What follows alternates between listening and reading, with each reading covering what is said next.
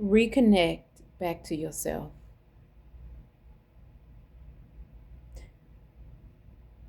And I'm going to hurry up and get through this because I ain't got much storage left.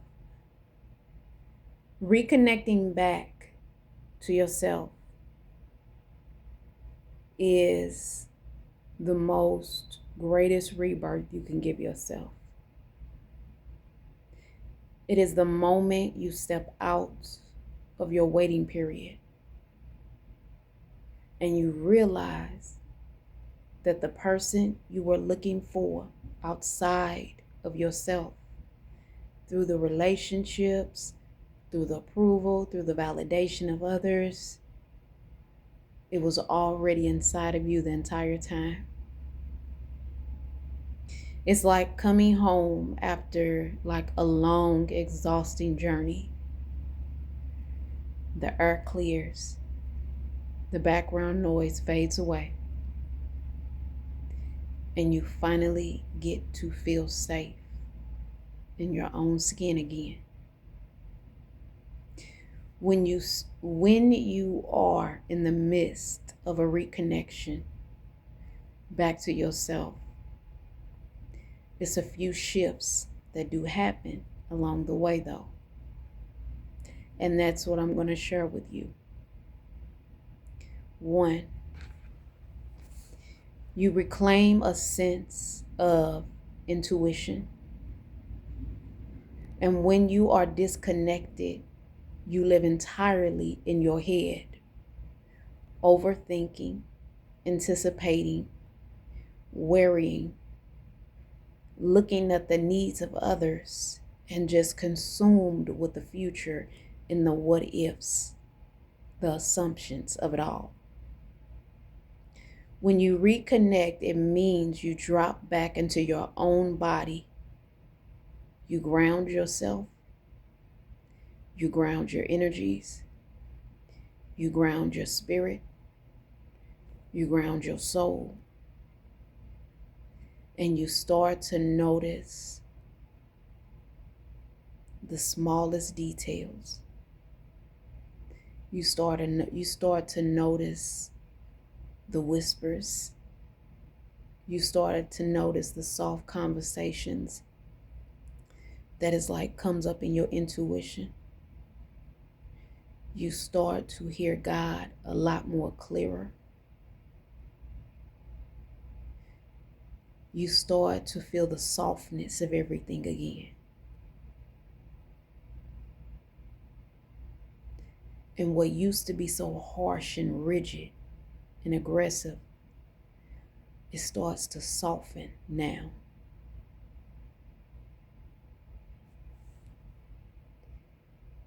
You start to trust your gut feelings again. You start to trust that whatever you're feeling it for a reason. You start to trust your intuition again. But most importantly, you start to trust yourself again. When you are so disconnected from yourself, you will no longer trust yourself. You won't trust your intuition. You'll second guess it, meaning you'll feel like you have to go to 5 other people just to get confirmation about what you already feeling. You won't feel a sense of being assured within your own self that what you feeling is accurate. You will doubt yourself. You will think that a lot of the things that you're feeling in your intuition is just you making it up. It's in your head. It's not real. But the whole time it's your intuition. It's your gut feeling. It's real. But because you are so disconnected from your own self, you can't decipher between, is it your thoughts or is it your intuition? Is it you trusting yourself or is it you doubting yourself? It's like you can't tell the difference because you're so disconnected from yourself. And when you are disconnected from yourself, it's like you feel a sense of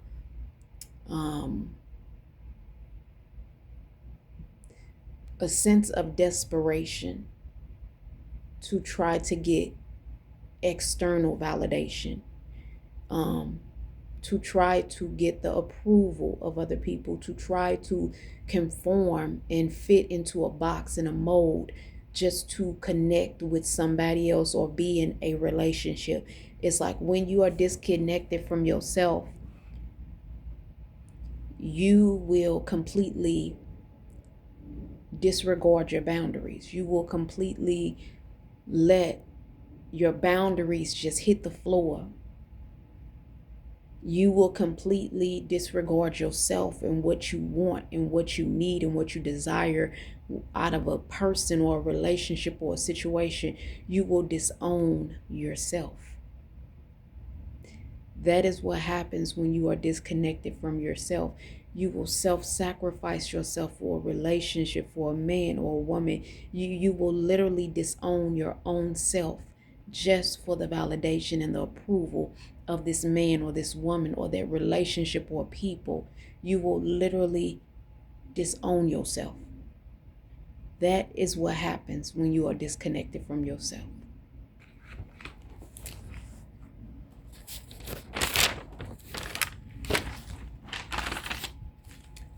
Number 2, you stop apologizing for your boundaries. So when you get to a point where you are now at a space where you're reconnecting back with yourself, you're no longer going to apologize for your boundaries. You're no longer going to make excuses for somebody else's behavior. You're no longer going to accommodate what you know don't feel right for you. You know within yourself what serves a good purpose in your life, and you knows what doesn't. And when you get to a place of reconnecting back with yourself, you won't self-sacrifice what you know is right for you versus what's not. Meaning, in a lot of dynamics and situations, you will say no to what you know you need to say no to and yes to what you need to say yes to.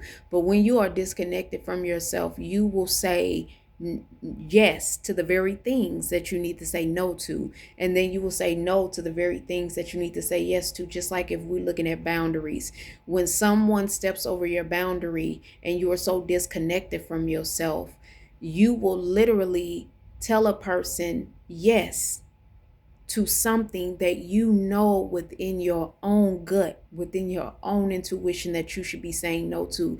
A lot of the times, even if we look at relationships, right? A lot of these relationships we be in, we know within ourselves that we need to say no to them. But because we are not reconnected back to ourselves fully like we should be, we say yes to these dysfunctional relationships when really it should be no. And the very relationship that's probably as healthy for us, we say no to.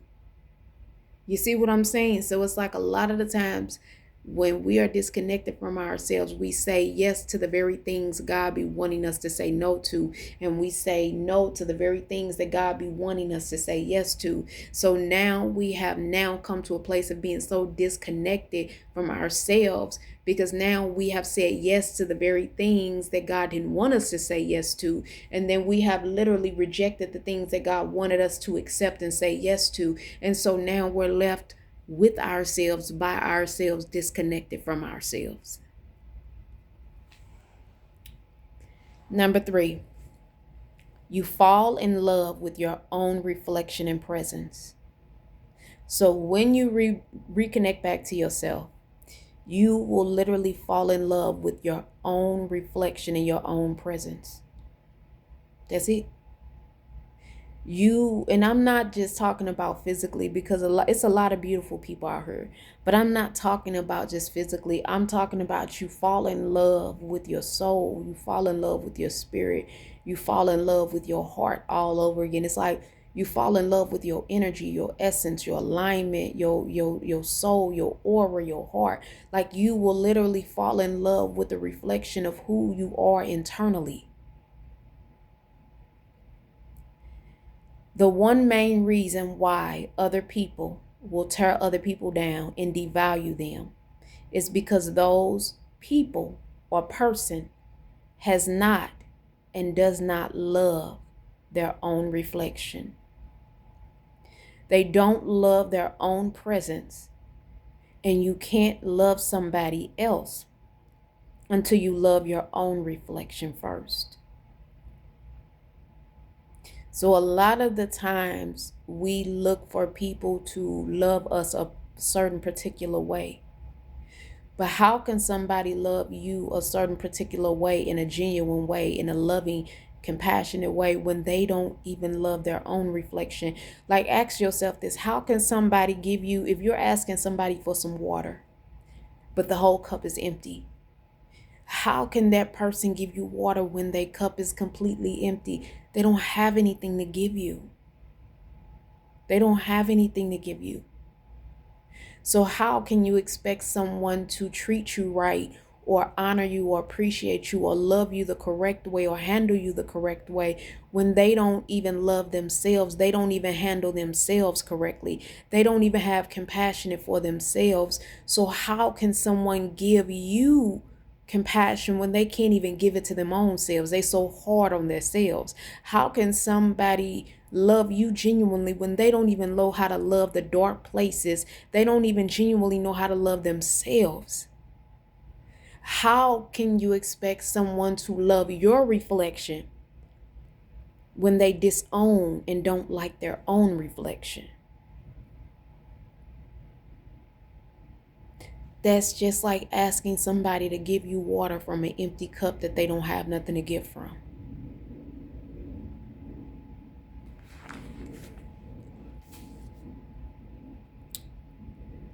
Until you love your own reflection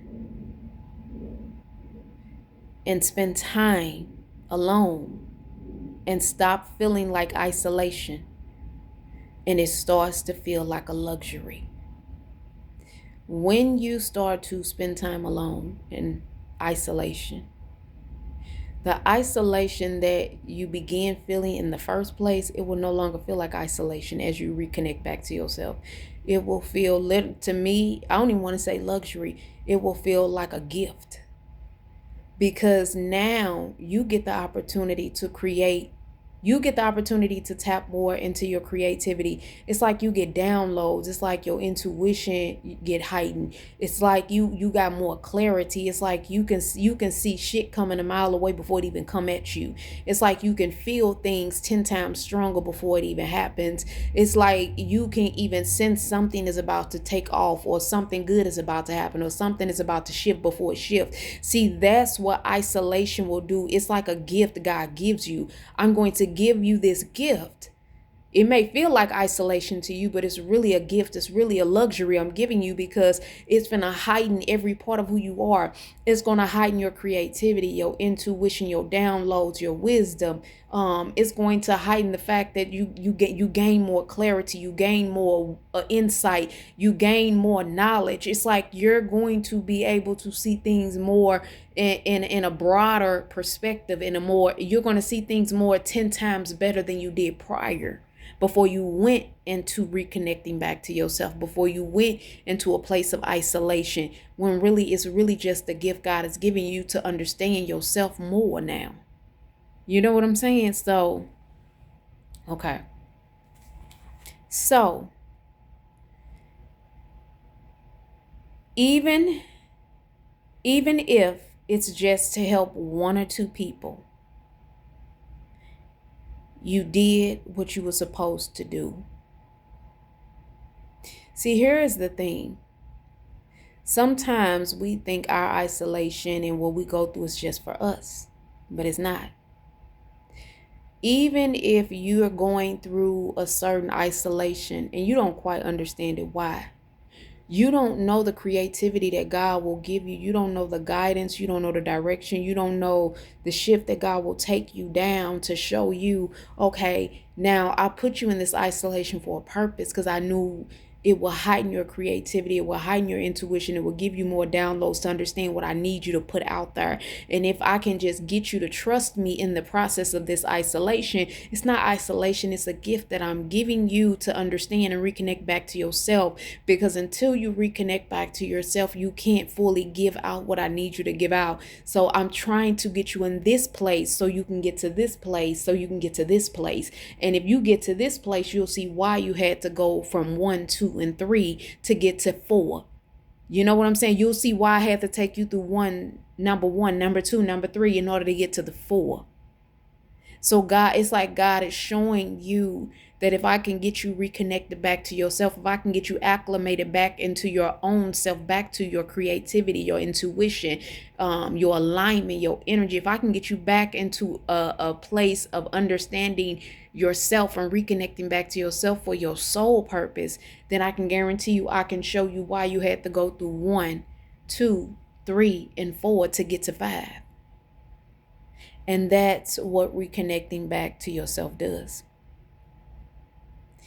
It gets you to a place of reconnecting all of these things that was going to be impossible for you to reconnect to had you not come back to your own self. And that's all it is. And I'll end it with this. Reconnecting to yourself means realizing that every storm and every painful ending and every period of deep isolation was God's protection. Reconnecting back to yourself means realizing that every storm, every painful ending, and every period of deep isolation was God's protection. Nothing happens to you. It happens for you. Remember that.